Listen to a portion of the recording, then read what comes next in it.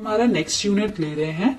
I hope आपको पहले unit सारे समझ आए हों, और अगर आप हमारे चैनल पे नए हैं तो प्लीज हमारे चैनल को सब्सक्राइब कीजिए और वीडियो को एंजॉय कीजिए। द इंडियन पार्टनरशिप एक्ट 1932, जब इसमें पार्टनरशिप की बात की गई है तो सबसे पहले समझते हैं कि पार्टनरशिप कब बोली जाती है। पार्टनरशिप तभी बोली जाएगी जब रिलेशन बनेगा पर्सन्स के बीच में, और उन टू और मोर पर्सन्स के बीच में जब कोई एग्रीमेंट होगा। ठीक है, तो सबसे पहले बात आती है यहाँ पे टू और मोर पर्सन्स, इनका एक रिलेशन बनता है। अब वो रिलेशन क्या होगा? जिसमें वो प्रॉफिट शेयर करेंगे, business.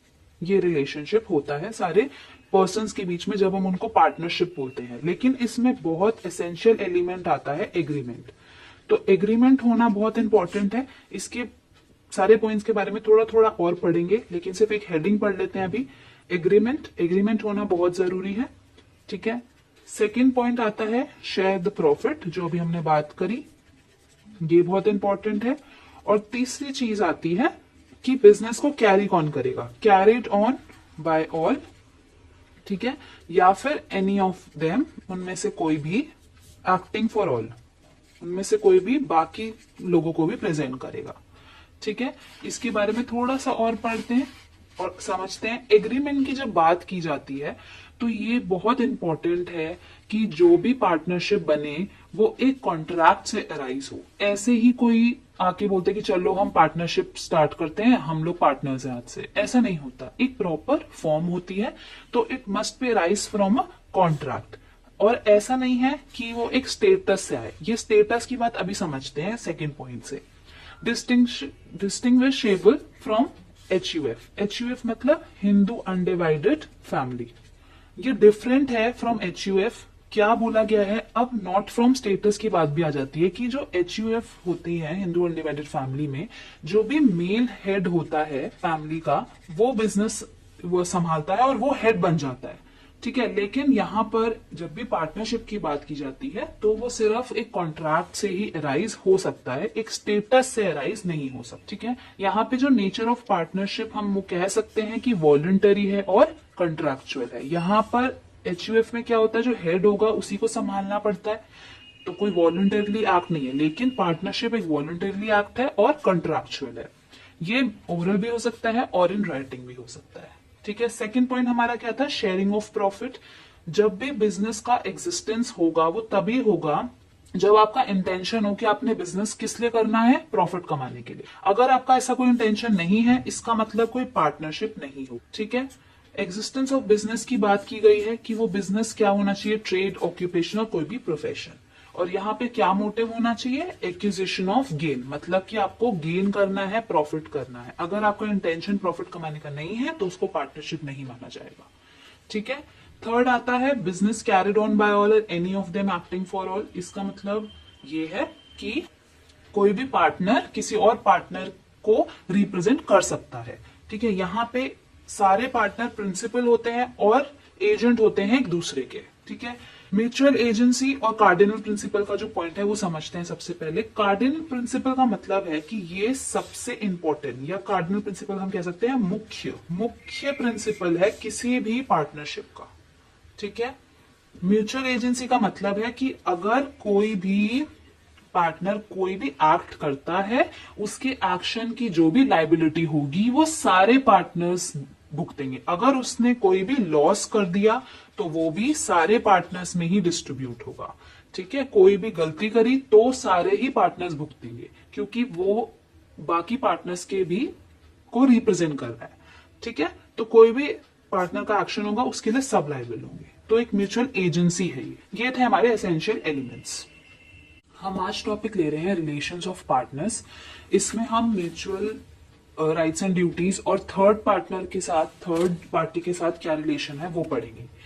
Mutual rights and duties तब अराइज होती हैं जब भी पार्टनरशिप बनता है बाय एन एग्रीमेंट। उसमें डिफाइन होता है कि सारे पार्टनर्स को म्यूचुअली सारा बिजनेस संभालना है, जो भी लॉस प्रॉफिट है सब कुछ शेयर करना होगा, और जिस चीज के लिए भी एक्शन वो कर रहे हैं, कोई भी उनके ट्रांजैक्शन, उसके लिए सारे पार्टनर्स लायबल होंगे। ठीक है, यहाँ पर ये कॉन्ट्रैक्ट में लिखा होता है, कहीं कहीं कॉन्ट्रैक्ट में ये मेंशन होता है कि कोई भी पार्टनर अगर कोई बिजनेस कर रहा है तो वो कोई और बिजनेस स्टार्ट नहीं कर सकता। मतलब पार्टनरशिप फॉर्म में है अगर, तो वो कोई और अलग बिजनेस अपना स्टार्ट नहीं कर सकता। ये यूजुअली हर कॉन्ट्रैक्ट में मेंशन होता है। जो म्यूचुअल राइट्स हैं, हम राइट्स देखते हैं सबसे पहले, उसके बाद ड्यूटीज देखेंगे। राइट्स में सबसे पहला राइट आता है to take part in the conduct of business. यहाँ पर जो भी बिजनेस कर रहा है, कोई भी उसका कह सकते हैं हम डिसीजन ले लीजिए, अगर डिसीजन मेकिंग बात हो रही है तो यहाँ पर सारे पार्टनर्स का हक बनता है कि वो उसमें पार्ट ले। ठीक है, डिसीजन एक एग्जाम्पल है, ऐसे बहुत सारे कंडक्ट्स होते हैं बिजनेस के। सेकेंड राइट है टू बी कंसल्टेड। अगर कोई भी डिफरेंस अराइज हो जाता है पार्टनर्स के बीच में तो जो भी मेजोरिटी कहती है उस हिसाब से चलता है। ठीक है, और बाकी पार्टनर को मेजोरिटी की बात माननी पड़ती है। अगर कोई डिफरेंस अराइज हो जाता है तो भी बाय वोटिंग या बाय कोई भी डिसीजन लेने के लिए अगर बीच में लड़ाई हो गई तो मेजोरिटी की बात दूसरे पार्टनर को माननी पड़े। ठीक है, उसके बाद है right to access to books. Right to access to books का मतलब है कि जो भी बिजनेस के बुक्स हैं, जो भी अकाउंटिंग बुक्स हैं, वो एक्सेस करने का राइट होता है हर पार्टनर के पास। राइट टू रेम्यूनरेशन, ऐसा होता है कि यूजुअली जो पार्टनर्स होते हैं उनके पास ये राइट, मतलब रेम्यूनरेशन नहीं मिलता है पार्टनर्स को। जैसे मैनेजर होता है अगर पार्टनरशिप फॉर्म का तो उसको रेम्यूनरेशन मिलता है, उसको हम एज ए पार्टनर तो गिनते नहीं है, लेकिन जो पार्टनरशिप फॉर्म में पार्टनर्स होते हैं उसको रेम्यूनरेशन नहीं मिलता है। लेकिन अगर एग्रीमेंट में, उनको हम बोलते हैं एक्सप्रेस एग्रीमेंट, अगर वहां पर मेंशन है कि रेम्यूनरेशन मिलेगा तो सारे पार्टनर्स को राइट है कि रेम्यूनरेशन मिले। ठीक है, ये सेक्शन 13A के अंडर। Right to share profit. Right to share profit, अगर कोई भी प्रॉफिट होता है तो जो भी उनका प्रॉफिट शेयरिंग रेशियो होगा उसमें पार्टनर्स को प्रॉफिट शेयर का राइट है, हर पार्टनर को। इंटरेस्ट ऑन कैपिटल, ये भी ऐसा ही है कि जो इंटरेस्ट ऑन कैपिटल है ये अलाउड नहीं होता है, बट अगर एक्सप्रेस एग्रीमेंट में मेंशन है तो 6% पर एनम के हिसाब से interest on capital her partner को मिलेगा। ठीक है, इंटरेस्ट ऑन एडवांसेस, अगर कैपिटल के अलावा अगर आपने कोई भी लोन लिया है या कोई भी आपके एडवांसेस हैं तो उसमें भी आपको एट 6% पर एनम के हिसाब से मिलता है, इंटरेस्ट देना पड़ता। ठीक है, राइट टू बी इंडेमनिफाइड, इसका मतलब है कि अगर कोई भी पार्टनर ने कोई भी गलती कर दी है, कोई भी लॉस हो गया है, कोई भी एक्सपेंस हो गया है, ठीक है, लॉस एक्सपेंस हो गया है, तो उसके एक्शन का सारा बाकी जो पार्टनर्स हैं उनको भी इंडेमनिफाई करना पड़ेगा, उनको भी लाइबल होना पड़ेगा उसके। ठीक है, then right to stop admission of new partner, अगर पार्टनर चाहें तो सारे पार्टनर की मंजूरी के हिसाब से अगर उनको कोई और पार्टनर ऐड नहीं करना है तो उनके पास राइट है कि वो कोई न्यू पार्टनर को ऐड नहीं करें। Right to retire, voluntary retirement है, अगर आपको पार्टनरशिप फॉर्म से एग्जिट लेना है तो आप रिटायर हो सकते हो।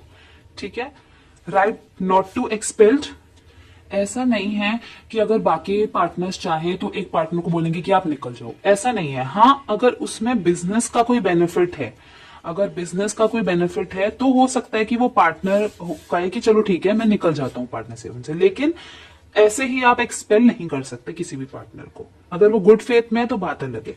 Right to dissolve the firm, सारे पार्टनर्स चाहें तो म्यूचुअल कंसेंट से, म्यूचुअल कंसेंट होना चाहिए ऑफ ऑल द पार्टनर्स, तब आप फर्म को डिसॉल्व कर सकते हो। ठीक है, बंद कर सकते। अगर पार्टनरशिप एट विल है तो एक पार्टनर दूसरे पार्टनर को बाय नोटिस कि मेरा मंशा है कि अब मैं फर्म को डिसॉल्व करने वाला हूं, बाय नोटिस वो कर सकता है अगर पार्टनरशिप एट विल है तो। ठीक है, अदरवाइज म्यूचुअल कंसेंट से ही होता है सारे पार्टनर्स का। ठीक है, तो ये थे हमारे राइट्स। अब आते हैं ड्यूटीज पे। ड्यूटीज भी बहुत जनरल हैं, आपको कॉमनली पता है कि क्या क्या ड्यूटीज होनी चाहिए।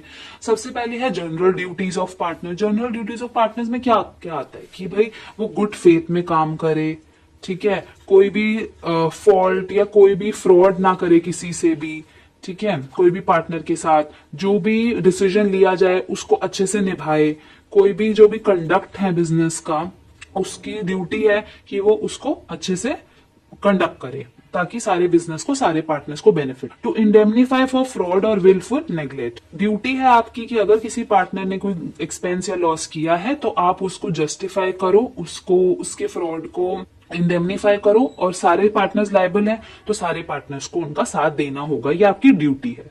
Stand by with your partner, okay, stand with your partner. Now third duty is to attend duties without remuneration, क्योंकि रेम्यूनरेशन एक एक्सप्रेस एग्रीमेंट में तो लिखा होगा, लेकिन अगर रेम्यूनरेशन नहीं मिल रहा है तो भी आप अपनी सारी ड्यूटीज को अच्छे से निभाओ। To share losses as well as you share profit, you must share the losses as well, ठीक है।